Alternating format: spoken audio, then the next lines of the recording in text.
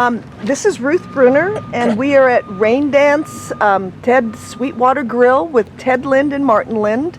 It's August 10th, 2020. And would you each introduce yourself, tell us your age, or any little thing that would identify for the Windsor Severance Historical Society Collecting Oral History page? Hi, I'm Martin Lind, and I'm 59 years old. I've lived in Windsor my whole life, and I'm the last son of my dad's 5 children. Okay. And I'm Ted Lind. I'm the last of my family. Actually, the last that's left of the Lind family in my generation. All right. 5 kids, Martin's the youngest. All right. So, Ted, you were born here in Windsor at your home place. Where is that? At the farm. Born, and they called the doctor. He came out. He couldn't get in the gate because it had a little hook on it. He couldn't figure it out, and he went back. Meanwhile, I was born, and my oldest sister and Dad took care of the business, and so I don't know. I suppose Mom got up and she took care of everything. Right. Took care of you. I think she really wanted to get rid of me because beet harvest was coming in a month, and I would have been in the way. So what year were you born and date? 1930, August 26th. August 26th. So we have a big 90th birthday party. And I was coming next about week. 2 months premature, so I weighed 3 pounds. Whoa. So they didn't know if I was going to make it or not, so they put me in a warming oven up at the old coal stove to keep me warm. And I was so small they fit in a shoebox. Not funny. So after about 6 weeks, I made it, and then I got a name. But I never had a birth certificate or anything like that. So we finally, I think I didn't get the. Let's see, we wanted to get a passport to go to Mexico. That was like 10 years ago or so. Yeah. And one of Martin's secretaries was able to get me We had to a. fabricate a birth certificate. Fabricated I birth went certificate. to church. They had church records of my baptism. That's how they got my That's passport. awesome. Okay. So, what do you remember as the youngest of 5 kids growing up, and where was the farm at location-wise? Well, right where I'm at now, the same farm. County Road 15 And, 15 and 60. 15 and 60. Yep. Yeah, same place. The lane is different now. You used to come in a different way, but came up through the corrals on both sides. And of course, we had all the livestock. We had cows, and we had pigs, and we had chickens, and a few turkeys running around. And the turkeys would get butchered, like, for Thanksgiving. It'd be turkey dinner. So I had a few turkeys, but and Dad liked geese. He was about the only one in our family that liked geese. So about once a year he'd butcher a goose. Okay. And So I know that out here at the Sweetwater Grill, there's lots of your old tractors and artifacts. So I'm curious how that hobby came about, and first, what were you like as a kid that led to that Well, hobby? my dad didn't like mechanical equipment. He liked horses. And so I was, from the time I was about 3 years old, I was a mechanic. Kept things running. So he'd get me to fix things, and that's what I did. It just became a habit with me. So I started collecting tractors many years ago. I probably have about 40 of them around. See, one of my first memories of Martin when we came here in '74 was he said hi, ate some of Carla's yummy food, and then he went off to the dump to work on some project, find some part for something you were building in the shed. So Right. how did Martin learn to do that? Or how has that contributed to his life? Necessity's the mother of invention. Yeah. We didn't have any money, so we fixed our own stuff. And we were in the junkyard all the time getting used parts and welding and putting it all together, bale wire, welding rods, and that's how we And kept then stuff going. actually later on, we kind of made a business out of. Yep, We probably made more money on the farm equipment than we did farming there for several years. for sure, yeah. Went to sales and bought equipment and bring it home and fix it and sell it. Yeah. We traveled all over. eastern Colorado, southern Wyoming, western Nebraska.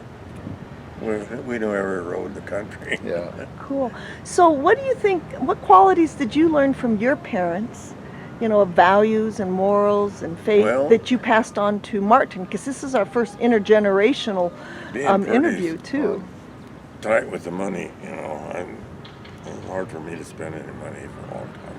Still is. I spend money like crazy, and it drives him crazy. But Yeah, I told Ramona the other day, I said, I'm working on 3 lawnmowers, and if you Martin, he'd have just junked them all and went and bought a new one. I would have. Yep. We'd have a lawn mowed. Yeah. Okay. So growing up, fixing everything, I'm more on the other side where when you earn, you buy new stuff, and then it starts when you turn the key, and off you go. You get production done. Yeah. So let's see, then I bought, first new tractor was probably in about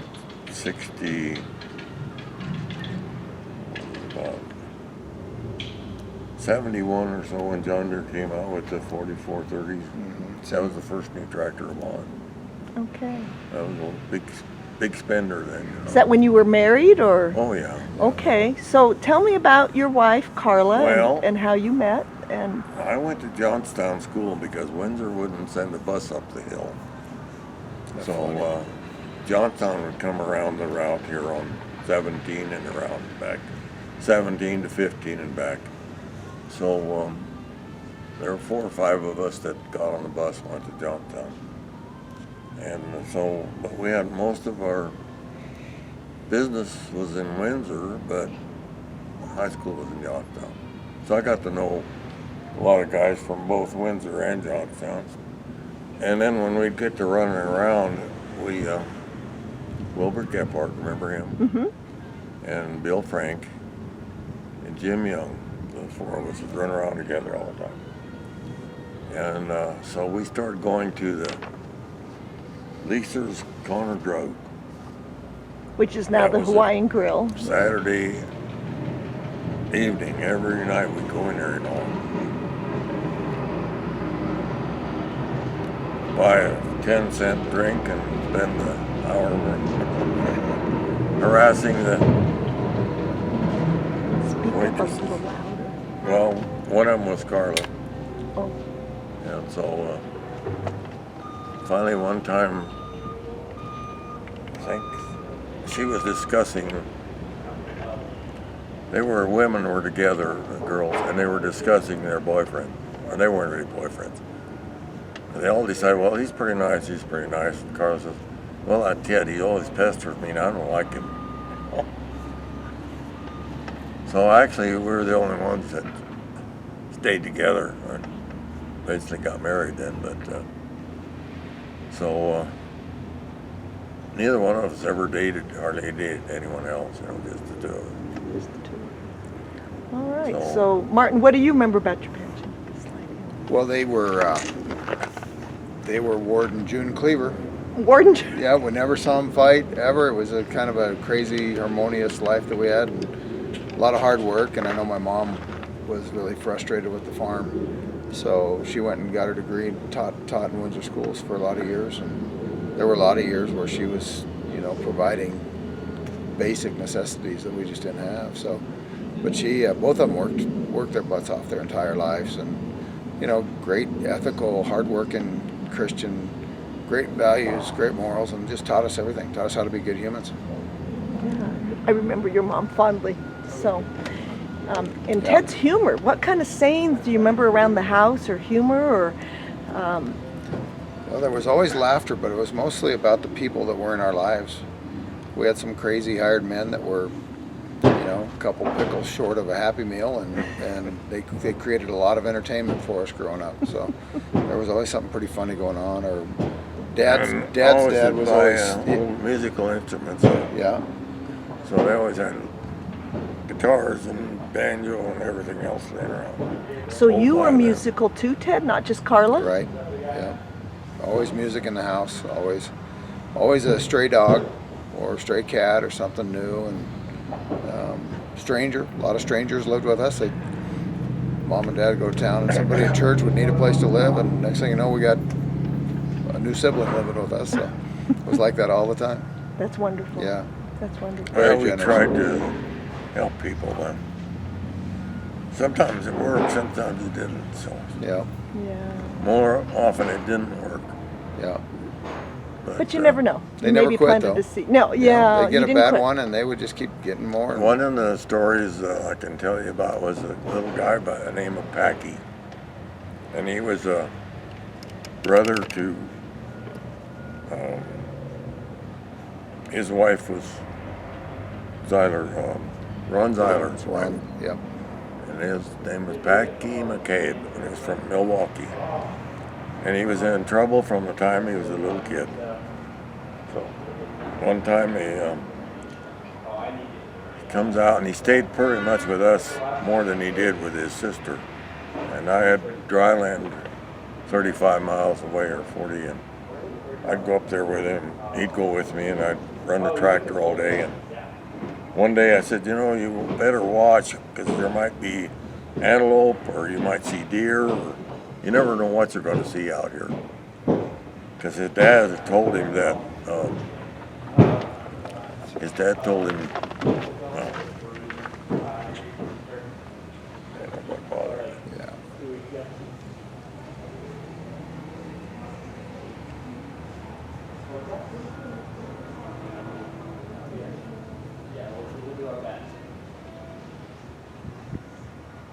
So, nope, we'll start that one over. They can edit that out. Okay.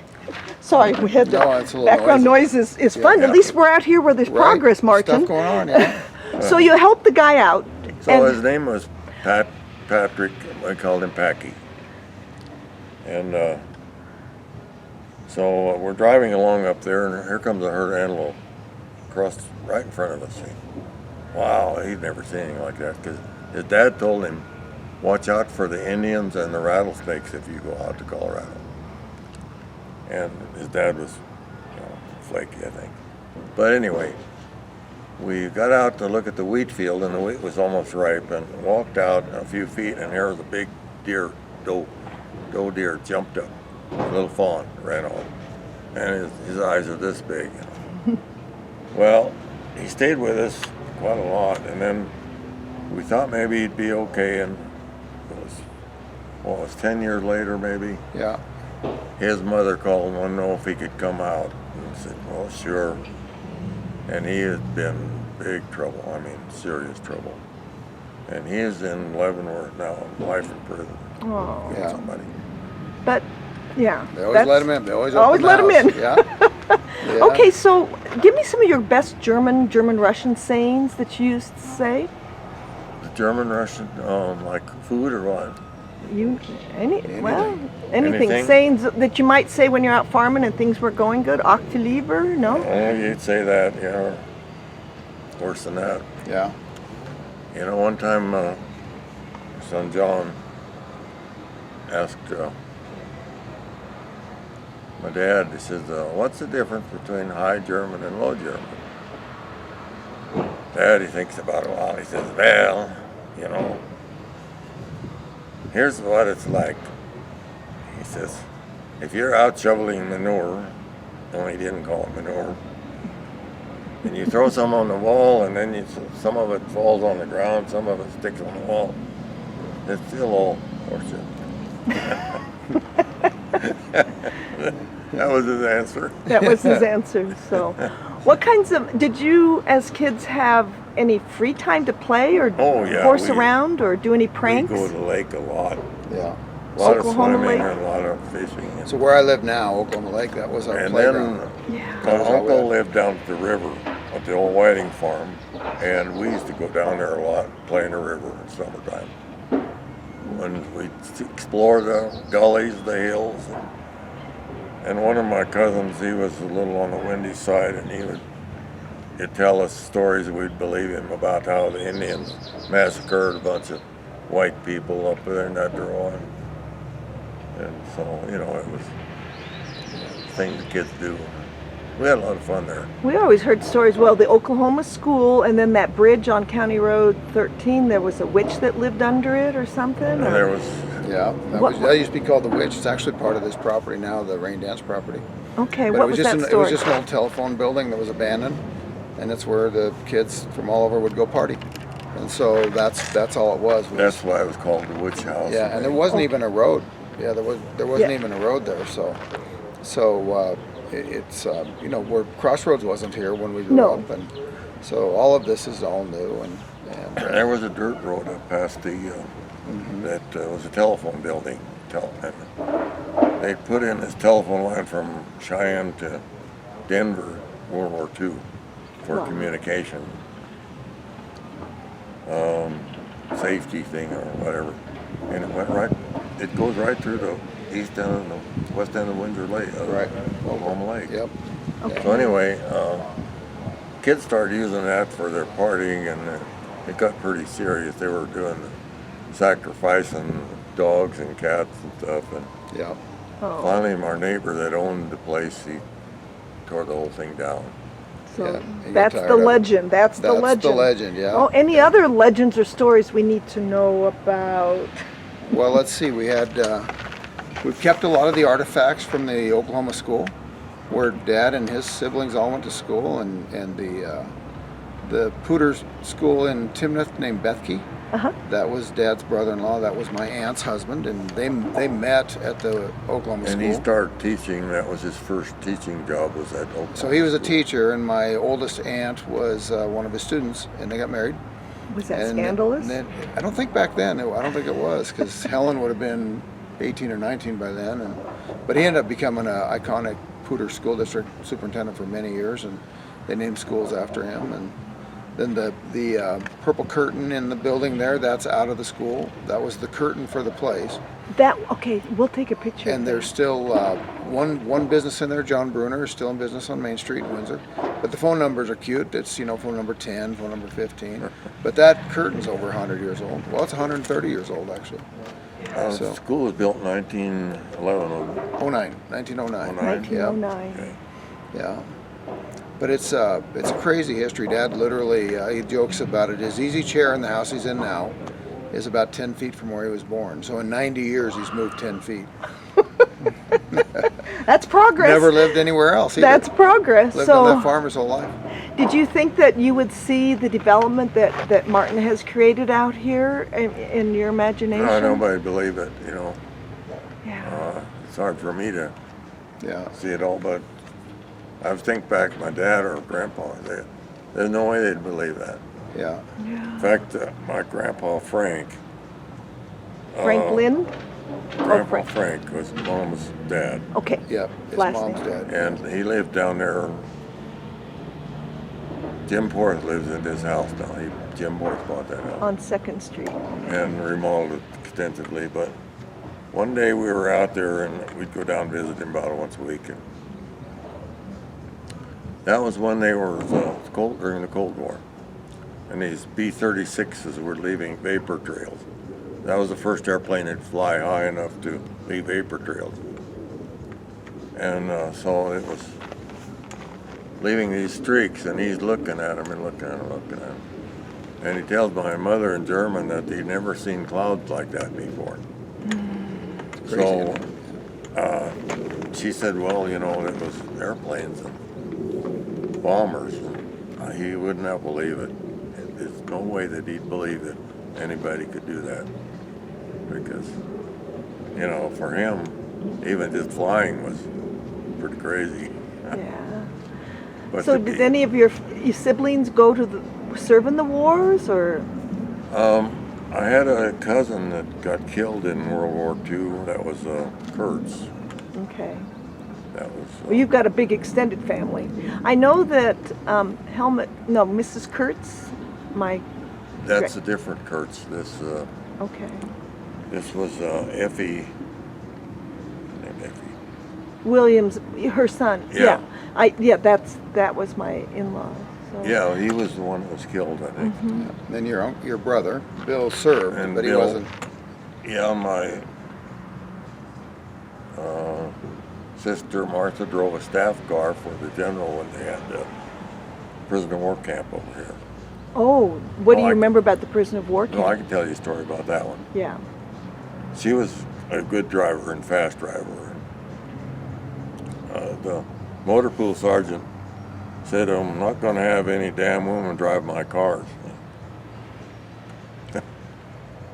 Well, she got really mad about it. Pretty funny. Excuse me. So she said, well, I'll show him. And so the general said, I need to get to Denver as fast as I can. She said, I'll take you. So the car wouldn't go over 75 probably, but Yeah. she took him to Denver and back. So that was his favorite driver. So they had a prisoner of war camp at Gould, Colorado, where they cut lumber, firewood for the prisoner camp for winter. Oh. They'd go up there and cut firewood, so they'd have firewood. Well, they had this big camp up there, and the prisoners set up a shower. They took 50-gallon barrels and put them on a rack and painted them black so the sun would eat the water. And they're under there showering, about 40 or 50 guys with no clothes on, running around showering. She drives by there, and she was looking so hard at him, she hit a fire hydrant, broke the car and broke the fire hydrant. So then she was scared to death that the general was going to fire her. He just thought it was the funniest thing ever. So I funny. didn't know about the Gould. Was that the POWs that were in by Greeley, and then Yeah. they went up to work at Gould? That makes Yeah. sense. Did you ever hire any of the POWs to we work had for you on the farm? We had a few, but my uncle had most of the, on the Solomon farm, the big farm. He had some, and we went over there once in a while, and at noon they'd take a break, and one of them would have an accordion, and they'd be singing and playing, and of course my folks could talk German to them.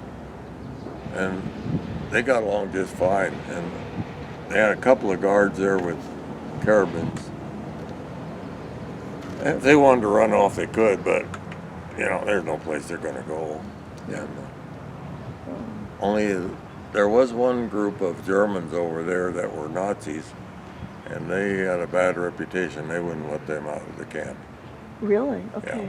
So, wow, you are a wealth of information. Yeah, isn't that amazing? That is amazing.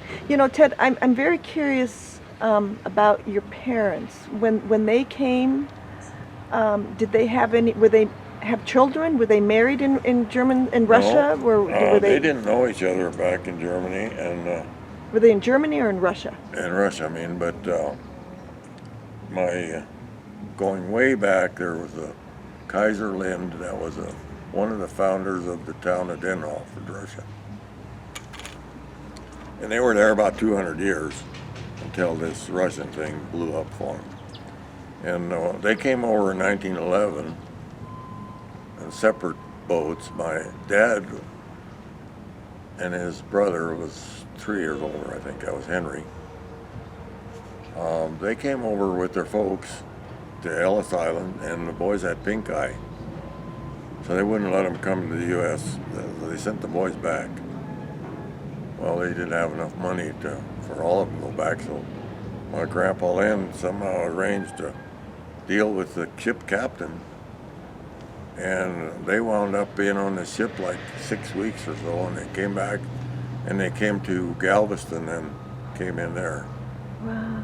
And Can you imagine leaving your 8 and 5-year-old son for 6 weeks? Yeah. On a ship.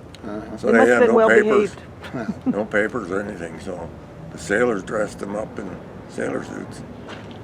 So So back in those days, child labor was not an issue. Yeah. So they just thought they were. we're slave- illegals. Yeah.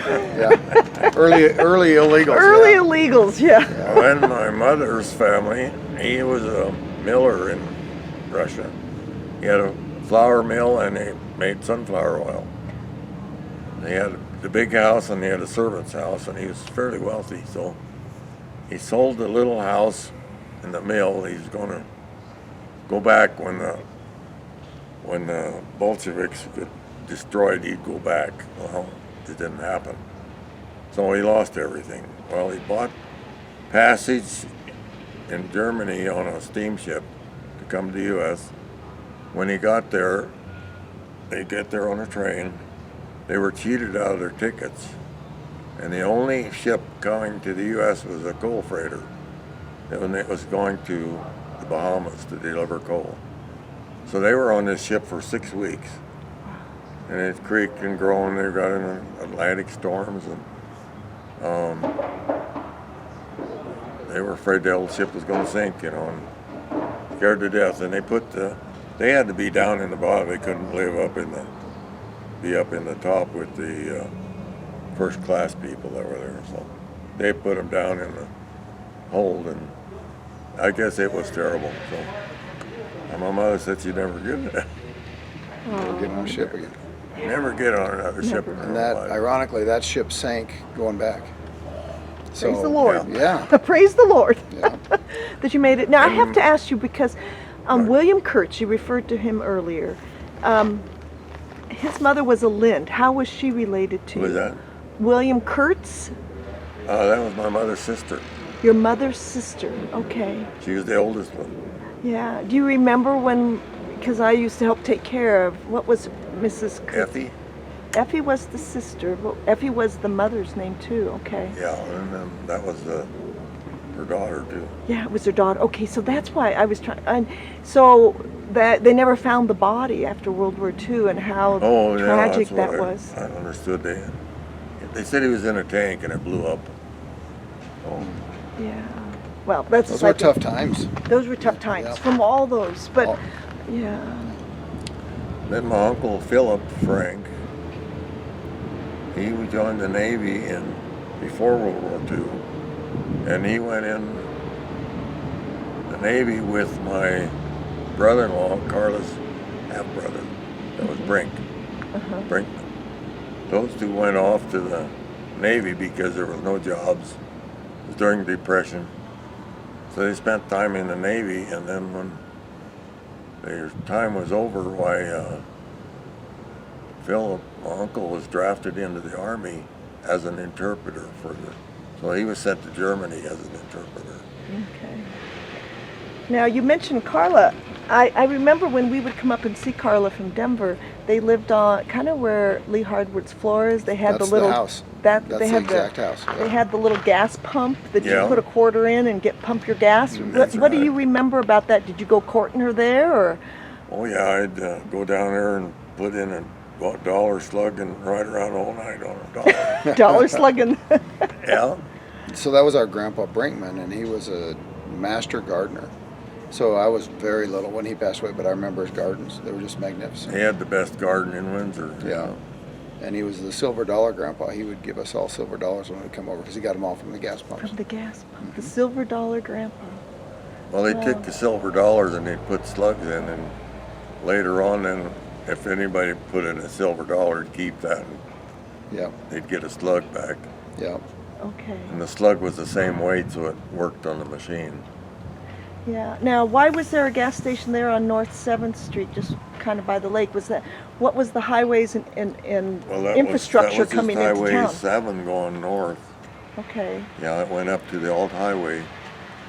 So that was before the interstates. So That was the main route. traffic going north and south, we're just using little roads like that. And then he also ran milk trucks.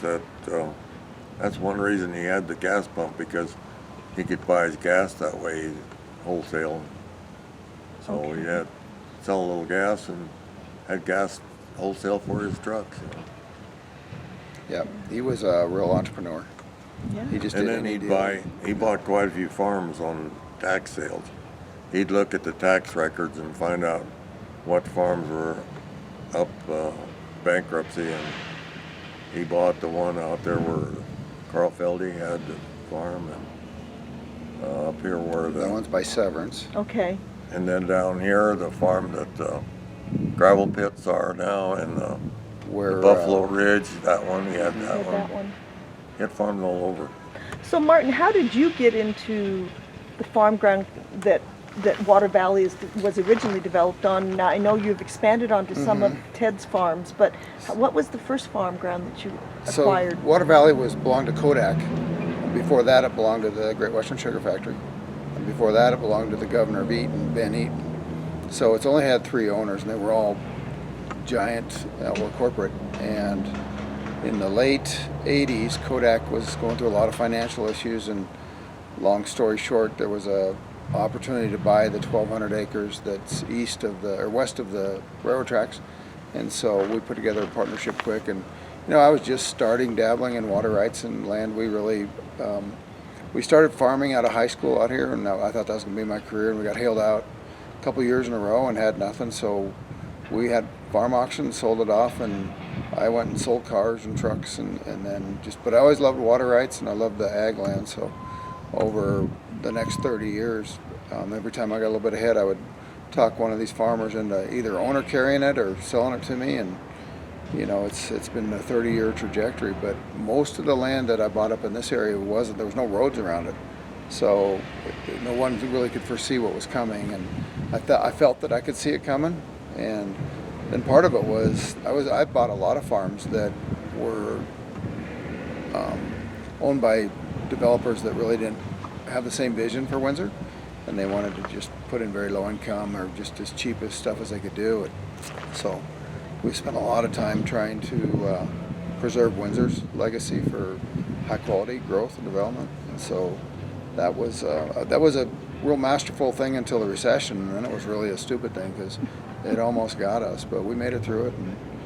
And this particular property belonged to a real wealthy dryland farmer. His name was Ole Jeffers, and he was a very good farmer, but he had thousands and thousands of acres in this area. And when he passed away, I bought most of the stuff from his kids. Okay. So.